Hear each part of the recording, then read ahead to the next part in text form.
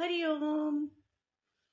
एक बार भगवान कृष्ण ने सखियों को बोला कि मेरे गुरु को भोजन करा के आओ। सखियों ने कहा ठीक है। सखियों ने भोजन बनाया और गुरु के पास जाने लगी।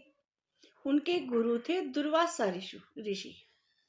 और जैसे ही गुरु के पास जाने लगी, क्योंकि वो रहते थे जमुना के पार, और जमुना तो बड़ी उफान पे थी।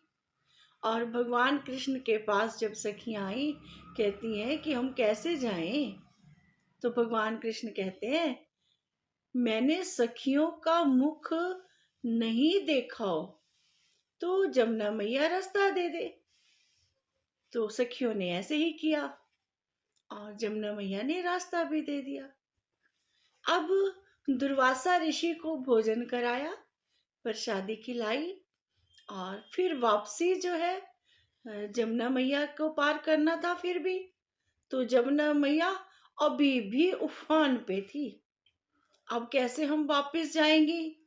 तो दुर्वासा ऋषि के पास लौट करके गई। दुर्वासा ऋषि ने कहा अगर मैंने एक भी अन्न का दाना खाया हो तो जमुना मैया आपको रास्ता दे। और ऐसा जाकर के बोलना कि उन्होंने जाके फिर जमुना मैया को बोला कि अगर दुर्वासा ऋषि ने एक भी अन्न का दाना खाया हो तो हे जमुना मैया रास्ता दे दो। तो जमुना मैया ने रास्ता भी दे दिया और वापस पहुंची तो विचार करती हैं कि सारा दिन कृष्ण हमारे साथ रहता है, रास करता है, नाचता है हमारे साथ, हमारे अंग संग रहता है, और कहता है कभी मैंने सखियों का मुख ही नहीं देखा, गोपियों का मैंने कभी मुख ही नहीं देखा, ऐसे कैसे? और तो और एक तो चेला, ऊपर से गुरु को देखो, गुरु भी यही कह रहा है। क्या कह रहा है गुरु?